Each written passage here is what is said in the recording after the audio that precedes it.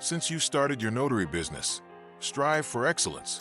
Introducing the book, Notary Operational Excellence by Derek Spruill. Build your business on a beacon of precision and trust with expert advice. Check out Notary Operational Excellence by Derek Spruill from Amazon.com, Barnes & Noble, Books of Million, Bookshop.org, Mobile Notary by DerekSpruill.com, or download from Kindle today. Welcome to Notary Knowledge. I am Eddie. And I'm Marylyn. And we are really excited to get into today's topic. You know, usually when you think about a medical diagnosis, there's a certain expectation of clinical precision. Like you break your arm, the x-ray reveals this stark, jagged white line across the bone, and the doctor just points right at the film. Right. The problem is totally binary. It is visible, it is categorized, and everyone knows exactly what to do next. Exactly. But today, our mission is to explore a landscape where that x-ray machine is just completely broken. We're pulling back the curtain on the high-stakes, highly lucrative, and honestly, intensely stressful world of notary signing agents. And specifically, we are focusing on something we call the unbreakable bond. We are talking about forging absolute loyalty with escrow officers. Because, for a lot of people listening, especially if you have been around the block, this isn't just about stamping a piece of paper. Oh, for sure. I mean, if you are outside the industry, you probably remember getting a document notarized as this really mundane errand. You walk into a shipping store, you hand over your license, someone stamps it, you pay your $15, and you leave. Yeah, a total administrative formality. A rubber stamp. Right. But today, we are shattering that illusion. Because we know our listeners are experienced, you guys are operating at a high level, you know that a single misplaced initial or, an omitted date doesn't just mean reprinting a page. No, it creates a massive cascading failure. It can literally blow up a multi-million-dollar real estate transaction. That one clerical error can cost a home buyer their locked-in mortgage rate. And we all know how much that costs over a 30-year loan. Tens of thousands of dollars, easily. Exactly. And it triggers this huge wave of legal liability for banks and lenders and the title companies. The people stepping into this role are listeners. You are operating in the final, most vulnerable mile of a massive financial marathon. Yeah, it really is a marathon. So our goal today is to unpack the mechanics of this hidden ecosystem. We're going to explore how elite notaries elevate themselves from, a $50 a job gig into becoming six-figure, totally indispensable risk mitigation assets. Which requires digging into the psychology of the people who control that workflow. Plus, we have to talk about navigating those crazy state laws, the mobile audit setups, and some incredible scenarios later in the show. Oh, man. Yeah, later on, we are doing a segment called Good Question, What Would You Do? And we have some wild stories from the field, like literally dealing with farm animals and extreme weather. I cannot wait for that part. But before we get into the economics of the escrow officer, we do need to take a quick break. Yes, we do. So if you are out there managing hundreds of signings, you know that keeping a reliable, compliant journal is absolutely critical. And carrying around a heavy paper-bound book is just getting outdated. It really is. That is why you need to check out the One Ledger Notary e-journal on the Apple App Store. It was crafted by the incredible Magnificent Works team. It is entirely digital, incredibly secure, and perfectly tailored for the high-volume signing agent. And right now, you can use the code NOTARYKNOW50, that is NOTARYKNOW50, to get 50% off the first year of their annual plan. Such a good deal. Seriously. Go download it. Okay, so let's get into the foundation here. To understand how someone succeeds and builds that unbreakable bond, we have to start with the baseline economics. Right, because there is this massive financial divide in how a signing agent procures work. There are basically two distinct operational models, right? Yeah, exactly, two. The first path is working as a subcontractor for signing service intermediaries, and the second path, which is really the promised land for our high-level listeners, is going direct to escrow. Let's touch on that first path quickly, the signing service model. It feels very reliant on that gig economy framework. It is. The signing service is just a classic middleman broker. A national title company has a package that needs to be signed in a rural zip code, and they don't have the time to hunt down a vetted notary. So they outsource it. Right. They outsource it to the signing service, which has this massive database. When the order comes in, they use a dispatch algorithm to blast out a text message to every notary within like a 20-mile radius. And then it is just a fastest finger wins scenario. The first person to tap accept gets the job. Exactly. It is hyper-competitive. And the financial trade-off for that convenience is steep. The signing service does the marketing, sure, but they extract a huge portion of the fee. Yeah, I mean, if the title company allocates $200 for the closing, the intermediary might keep half of that.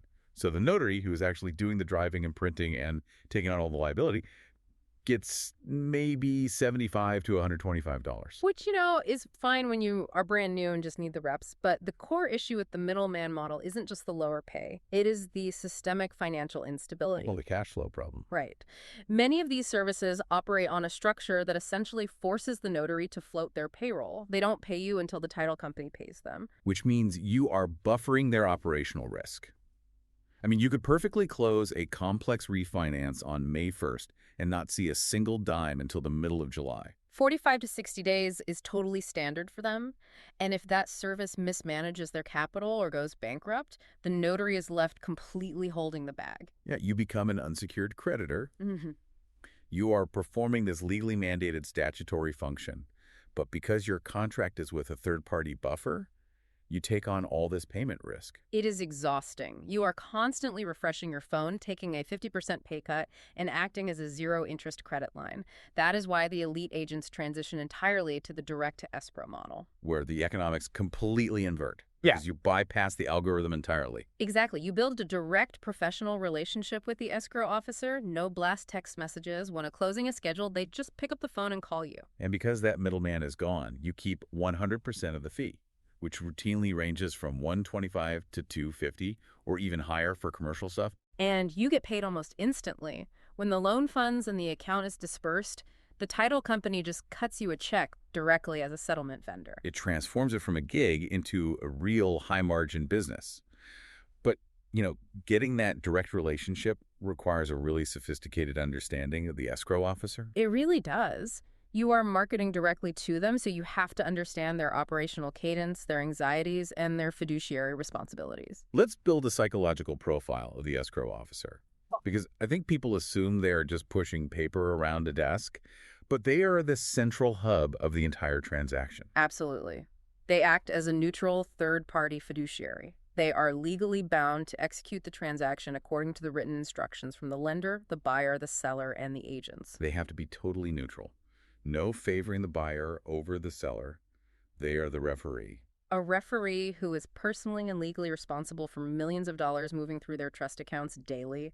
The pressure is just immense. You have real estate agents desperate for their commission, buyers with moving trucks idling in the driveway, sellers needing wires to buy their next house. And the banks breathing down their necks with intense regulatory oversight. So when an escrow officer is evaluating a notary to handle that final document execution, their primary psychological driver is definitely not cost savings. Right. They aren't looking for the cheapest option. They're looking for absolute risk mitigation. Exactly. They need a vendor who guarantees zero administrative errors at the closing table. Because if a notary misses a signature line, the fallout is immediate. Let's trace that chain reaction, because if I make a typo in an email, I just send a follow-up. No big deal. But if a notary messes up a jurat, what actually happens? The executed package gets returned to the title company, and the lender's internal closer reviews it. They spot the defect, and they reject the entire package. Funding halts immediately. And if that funding is delayed past the deadline, the borrower's rate lock expires. Yep. And in this market, losing a rate lock could mean their monthly payment permanently jumps by $300 or $400. Which is devastating. And then the finger pointing starts. The lender blames the title company. The buyer threatens to sue. The real estate agents pull their future business. And the escrow officer bears the brunt of all of it. They handed over the most vulnerable stage of the process to an independent contractor, so they require implicit, absolute trust. Which brings up a logical roadblock. If I'm an escrow officer with millions on the line, I am never going to hire an untested brand new notary. I'm going to use my top 3 veterans exclusively. And that is what we call the escrow officer myth. It discourages a lot of people. It is true they have a loyal network, but that myth ignores the reality of how these transactions are scheduled. Right, because it's so unpredictable. The scheduling isn't spread out nicely over a 40-hour week. Not at all. A lender might struggle to clear a file all week and finally issue the clear to close at 3 p.m. on a Friday. Suddenly, the escrow officer has 6 closings that have to happen simultaneously across the city before 6 p.m. And their favorite notary can only be in one place at a time. Exactly. Their second favorite is stuck in traffic. Their third favorite is at a family event. The mathematical reality is that they need a deep bench. Right, a high-producing desk needs at least 5 to 10 reliable notaries just to manage the overflow. So as a notary trying to get in, your pitch isn't about replacing their top producer. That's just arrogant. Your pitch is positioning yourself as their elite safety net. You are the solution to their Friday afternoon panic attacks. When they're overwhelmed, they finally call you, you execute flawlessly, and organically, you move up the roster. You become an enhancement to their risk mitigation, but actually getting your resume in front of them requires a really strategic ground game. Yeah, navigating that referral ecosystem. Because the escrow officer doesn't operate in a vacuum. You have to reverse engineer who feeds them business. The hub and spoke model. An average loan officer might close 3 loans a month, a great real estate agent maybe 5. But a busy escrow officer manages 40 or 50 closings. Because they service multiple agents. But those agents wield massive soft power. Huge power. The agent and the loan officer are the rainmakers. They bring the client. So if they want a specific notary used for their closing, the escrow officer will almost universally comply. We call that leveraging referral pressure. You build a relationship with a local real estate agent, and they force the door open from the inside by requesting you. It completely bypasses the cold calling route. But if you do have to cold call or walk into a title office, there are very strict rules of engagement. Oh yeah, the timing is everything. And Monday mornings are universally known as the worst possible time. Absolutely. Mondays are purely reactive. They are managing weekend fallout and delayed wires. If you call then, you are just a hostile distraction. Tuesdays, Wednesdays, and Thursdays are the sweet spot. But there is one non-negotiable rule. Never, under any circumstances, market on the last day of the month. EOM. End of month.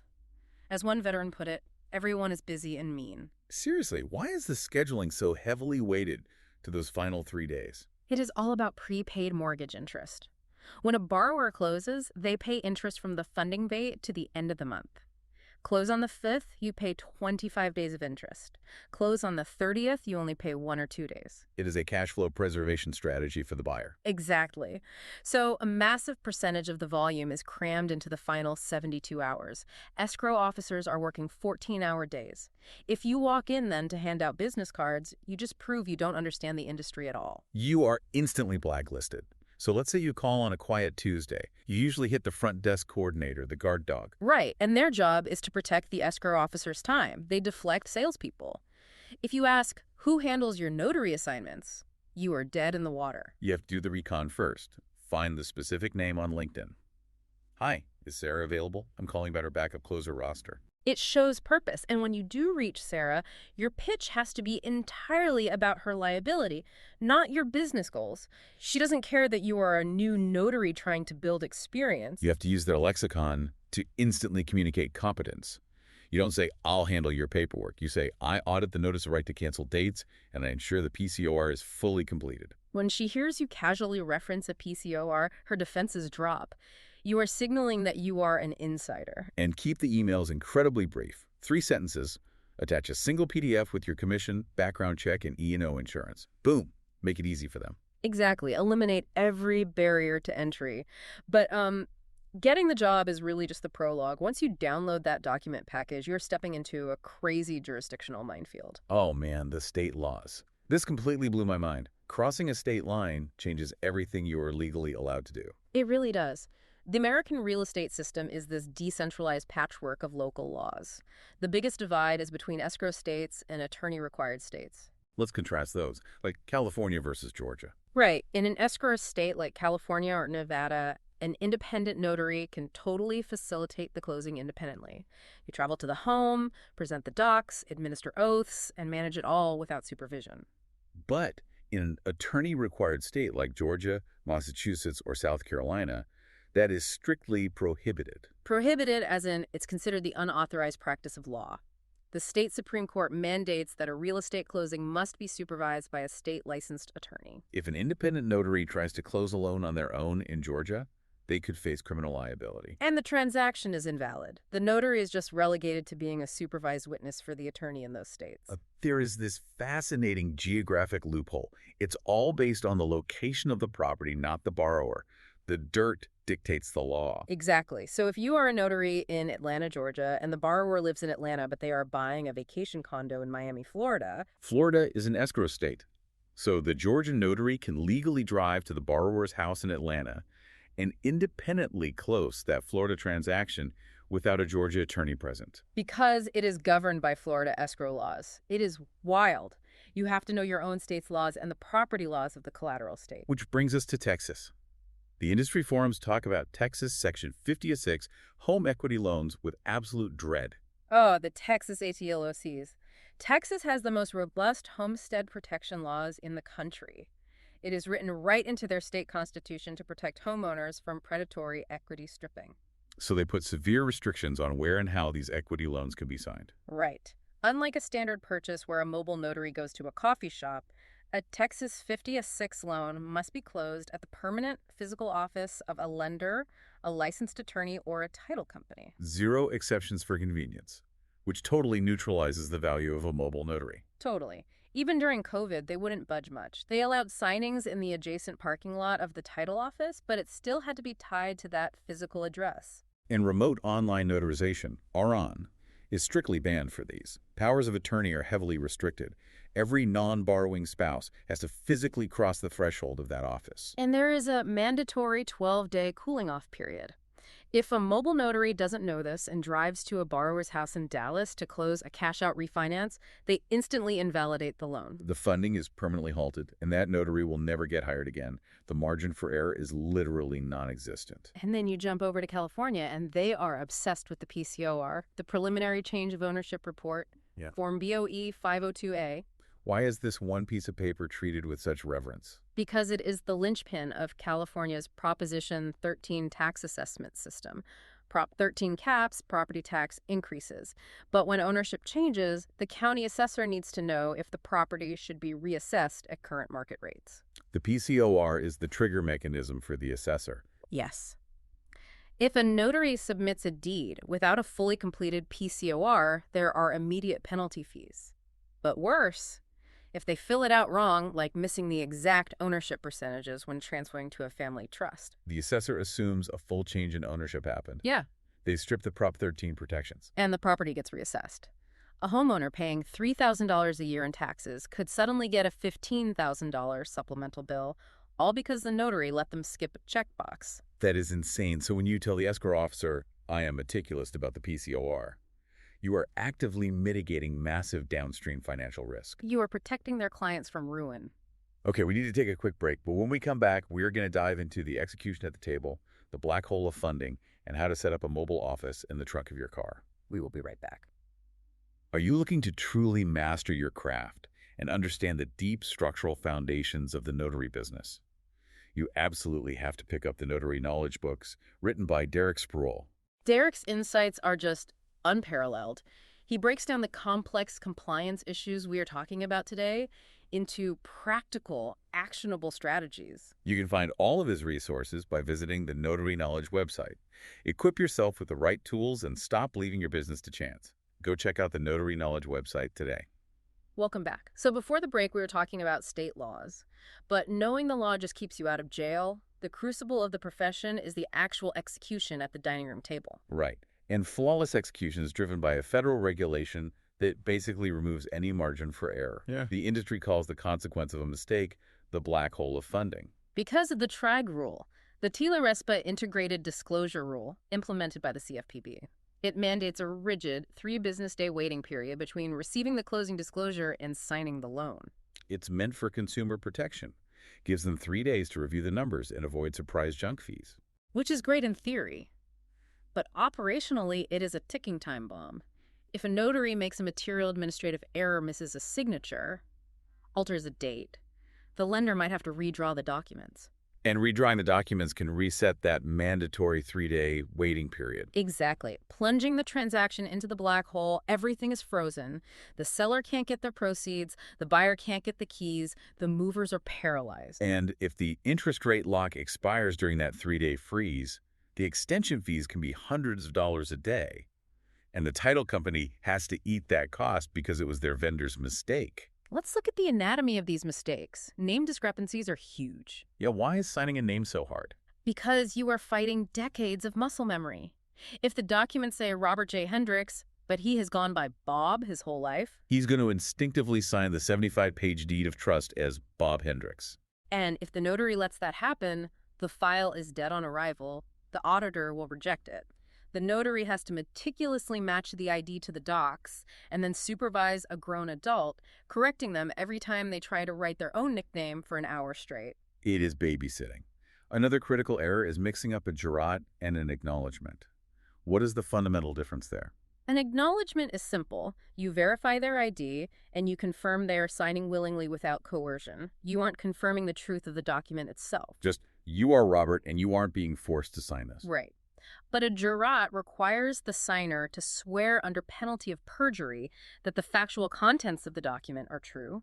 The notary has to administer a verbal oath. Do you solemnly swear the statements are true? So if a document requires a jurat oath and the notary just slaps a standard acknowledgement certificate on it, It creates a fundamental legal defect. The oath never happened. The document is invalid and requires a total re-execution, triggering a potential tree ID delay. same with pre-dating or post-dating documents. It is falsification of a legal record. If you are signing at midnight on the 1st of the month, you cannot backdate it to the 31st to save the borrower's prepaid interest. No, that is notarial fraud. Which brings us to the most psychologically difficult part of the job: navigating the unauthorized practice of law, or UPL, directly at the table. It is the ultimate friction point. Because the borrower is sitting there, signing away hundreds of thousands of dollars, and they have intense questions. How did they calculate this origination charge? Why are my tax escrows so high? And the notary knows the answer, but is legally gagged. We use the museum guide analogy for this. I love this analogy. Imagine you were at the Louvre standing in front of the Mona Lisa. The guide's job is to check your ticket and point out the facts. This was painted by Da Vinci. But if you ask, what is the subversive meaning behind her smile? The guide cannot interpret it. They can only point to the plaque. That perfectly encapsulates the notary's limitations. We can explain the what and the where. This document outlines your interest rate, sign here. But we can never explain the how or the why. Because interpreting a fee structure crosses the line into providing financial advice without a license. And it opens everyone up to massive civil liability. If you explain a prepayment penalty wrong, and the borrower relies on that and loses money, you will get sued. But practically, you are sitting in a stranger's house. Yeah. They're stressed out. If you just stare at them and say, I am legally prohibited from answering that, they are going to get mad and refuse to sign. Which is why elite notaries use specific de-escalation scripts. You never just say, I don't know. You validate the concern, maintain boundaries, and pivot to the expert. The script goes something like, I completely understand your concern about that calculation. As an impartial notary, I am legally prohibited from interpreting the fee structures. But we need to resolve this right now to protect your rate lock, so I'm going to call your loan officer on speakerphone to walk you through it. It is masterful. You validate their anxiety, you explain your limitations so you don't look incompetent, and you take immediate action. You act as a concierge, not a roadblock. So you get the loan officer on the phone, and they realize it destroys your whole schedule and costs you gas and time. But with a mobile setup, you receive the corrected PDF on your phone, print the page from your trunk while parked in their driveway, walk back to the door, and resolve it in 4 minutes. It's incredible, and the scan back is just as demanding. Some lenders mandate that you scan the entire 150-page package and upload it before you ever hand the physical paper to FedEx. Why the urgency? Why not just wait for the overnight delivery? In dry funding states, or during the end-of-month rush, the lender absolutely refuses to wire the multi-million-dollar funds until their risk department visually audits the executed docs. A scan back lets them authorize the wire within an hour of the signing. But the hardware required for this is insane. A $50 inkjet printer from a big box store will fail catastrophically. Oh, completely. Because loan packages mix letter and legal-size paper randomly. The note might be legal, the disclosures might be letter. If you have a single tray printer, you are manually swapping stacks of paper in your car every 3 pages. Or you accidentally print a legal doc on letter paper, and the bottom 2 inches with the barcode get cut off, invalidating the doc. You have to have a dual-tray laser printer. Like the Brother HLL 5200 DWT. You put letter in one tray, legal in the other, and the printer's memory dynamically pulls from the right tray at 40 pages a minute. And for scanning, people always ask why they can't just use Adobe Scan on their iPhone. Because of optical distortion. The camera angle is skewed, there are shadows. Title companies use OCR software optical character recognition to index the files. It requires perfectly flat, high contrast images. A smartphone photo of 150 pages will fail the audit. Plus, taking 150 individual photos over a dining room table sounds like a nightmare. You need a dedicated scanner with an automatic document feeder, or ADF. 30 to 50 page capacity. Duplex scanning, meaning 2 optical lenses capture the front and back simultaneously, and you must set it to exactly 300 DPI. If you set it to 600 DPI thinking it's better quality, the file size balloons to 50 megabytes, and the title company's email server will bounce it back. Exactly. Models like the Epson ES402 or the wireless ES500W2 are industry standards. The wireless one generates its own private Wi-Fi network in your car, which is a game changer if you are in a rural area with no cell service. You scan it to your iPad locally, and it uploads automatically when you hit a cell tower on the highway. But the physics of powering this in a trunk is the real hurdle. You can't plug a laser printer into a cigarette lighter. No, because laser printers use a fuser that heats up to several hundred degrees instantly. It draws a massive spike in electrical current that would blow your vehicle's wiring harness. So you have to hardwire a high-output power inverter directly to the car battery using heavy-gauge cables. Right. And it has to be a pure sine wave inverter. This is so critical. A cheap, modified sine wave inverter creates a jagged, digital approximation of AC power. That jagged electrical flow creates heat and noise that will literally fry the motherboard of a modern laser printer. A pure sine wave inverter microprocesses the curve to mimic a perfectly clean commercial power grid. It is wild. And think about the wear and tear. A laser printer is meant to sit on a stationary office desk, not strapped into the trunk of a sedan hitting speed bumps all day. The vibration rattles the scanner optics out of alignment. Potholes crack the plastic paper trays, and the heat. In Texas, in August, the trunk can hit 140 degrees. That melts the toner powder inside the cartridge into a solid brick, destroying the printer. It is a huge capital expenditure upfront, hundreds of dollars for the equipment, plus professional wiring. But for a direct-to-escrow professional, the ability to take a last-minute rush job at 4:30 and scan back from the driveway is what pushes you into a 6-figure income. Right. It separates the hobbyists from the indispensable pros. We're going to take one more quick break, and then we are getting into post-signing crisis management in our What Would You Do segment. Don't go anywhere. If you are enjoying this deep dive into the industry, you have to check out our video podcast, No Notary, with Eddie Montes Travis.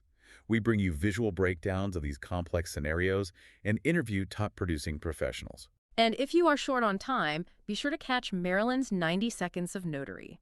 It is rapid-fire, high-impact tips that you can digest between your signing appointments. Both are available wherever you consume your notary content. Welcome back. Okay, so you have the pure sine wave inverter, you have the scripts, but humans make mistakes. How a notary handles a mistake defines their longevity. Because it's not a matter of if, it's a matter of when. You will make an administrative error eventually. Imagine this nightmare. You finish a 2-hour signing, you go to your car, turn on the inverter, and during your page-by-page audit, you realize the borrower missed a signature on page 112.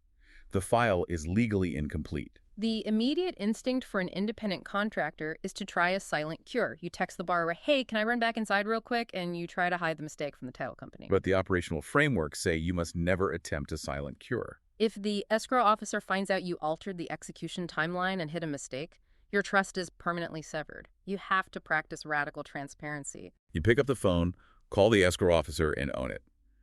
I found a missed signature on page 112. I take full responsibility. And you immediately provide the remediation plan.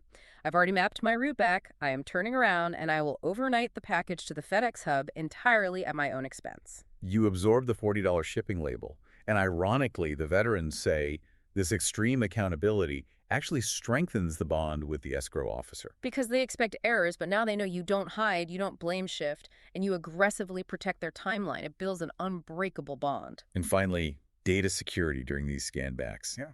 You're handling an insane amount of non-public personal information, or NPI. Social security numbers, tax returns, bank accounts. It is a blueprint for identity theft. You cannot just email a 50-megabyte PDF from your Gmail account. It violates the Gramm-Leach-Bliley Act. You have to use secure encrypted portals like Closing Lock with multi-factor authentication. Bank-grade encryption is mandatory. Okay, this is the moment I have been waiting for. It is time for our segment. Good question. What would you do? Oh, these scenarios are wild. Let's get right into it. All right, scenario 1, Violet in Texas. Violet is doing a high-stakes 50-6 AGLOC closing at a title office. She gets to the jurat document, asks the borrower to raise their right hand for the oath, and right as she starts speaking, the borrower's pet parrot, which they brought into the office in a cage, starts screaming absolute obscenities, just totally drowning her out. What do you do? Oh, my goodness. Well, legally, a jurat requires an unequivocal verbal affirmative response from the signer under penalty of perjury. If you cannot clearly hear the borrower say yes or I swear because a bird is screaming profanities, the oath isn't validly administered. So you have to stop the signing. Yes. I would politely tell the borrower, I need to clearly hear your verbal affirmation for this to be legally binding. I'd ask them to either step into the hallway away from the bird or put a cover over the cage to quiet it down, and then re-administer the oath completely. You cannot just assume they agreed. That is hilarious, but totally true. Okay, scenario 2. Eli in Maine. Eli finishes a flawless refinance signing at a remote cabin. He packs up his bag, walks to the front door, and realizes a freak blizzard has completely snowed them in. There is 3 feet of snow against the door. He is trapped in the house with the borrower, and the triad deadline for funding is tomorrow morning. Ooh, wow. Okay, first, safety is paramount. But from a compliance standpoint, that executed package is now trapped with him. If he has his mobile scanner in his bag. Oh, if he brought it inside. Right. If he brought the ES500W wireless scanner inside, he could connect it to his phone's hotspot, scan the entire package right there in the living room, and upload the scanbacks to the secure portal. The lender would have the digital files to authorize the funding the next morning, even if Eli and the physical documents are trapped until the snowplow arrives.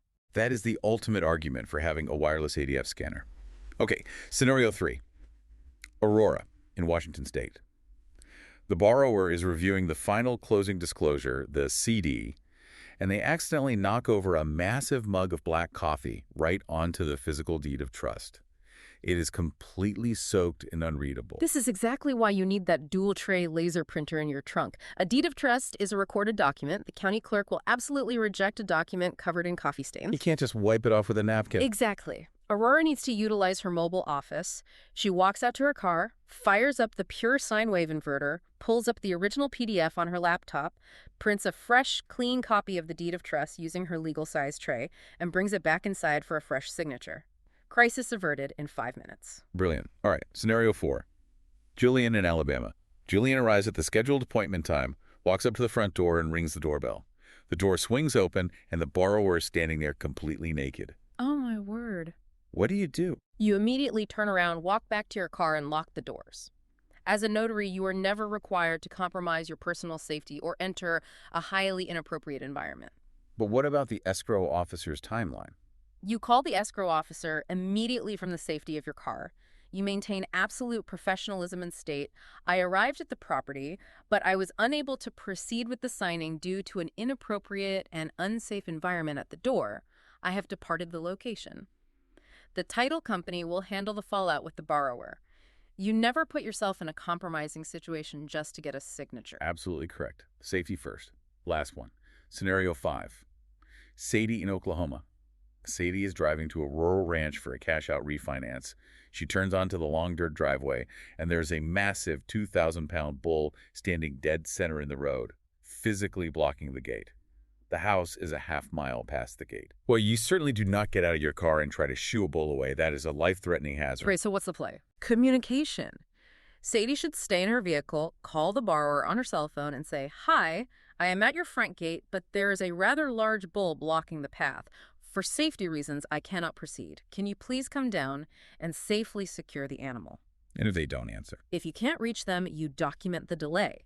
Take a quick time-stamped photo of the bull blocking the road from inside your car, send it to the escrow officer to prove why you missed the appointment window, and wait safely or reschedule.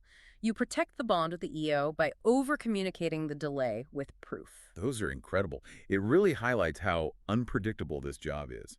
You need the precision of a legal auditor, the customer service of a concierge, the IT skills of a sysadmin, and occasionally the common sense to avoid farm animals. It really is a multidisciplinary profession. It is about becoming an indispensable asset in the final mile of the real estate machine. But as we wrap up, I want to leave everyone with a final thought to mull over. We are living in an era of rapidly accelerating digital technology. We're seeing generative AI, deepfakes, sophisticated identity fraud. It's getting harder to trust what is on a screen. Exactly. So as digital fraud increases, how will that collide with states that demand intense physical in-person requirements? Will the mobile office in a trunk become a relic of the past, replaced by frictionless web portals? Or, and I think this is more likely, will the physical presence of an impartial, highly trained human witness only become more valuable? I think sitting across the table from a real human who physically examines an ID and looks you in the eye will become the ultimate premium service in an untrustworthy digital world. It is a fascinating tension between convenience and security. We want to hear your thoughts on this and any scenarios you have run into. Email your questions to Derek at dereksproul.com. We will try to answer them as soon as possible at the end of our shows. Thank you so much for joining us. We'd like to thank our executive producer, Derek Sproul, our lead writer, Marylyn Lee Trotter, graphics by Eddie Montes Travis, music by Thomas Bynum, and produced by Magnificent Works Business Solutions. Don't just be listeners of the knowledge, be doers of the knowledge. This is Notary Knowledge. Until next time.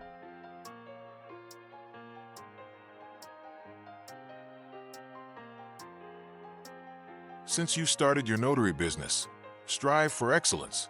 Introducing the book, Notary Operational Excellence by Derek Sproul. Build your business on a beacon of precision and trust with expert advice. Check out Notary Operational Excellence by Derek Sproul from Amazon.com, Barnes & Noble, Books of Million, Bookshop.org, Mobile Notary by DerekSproul.com, or download from Kindle today. Time to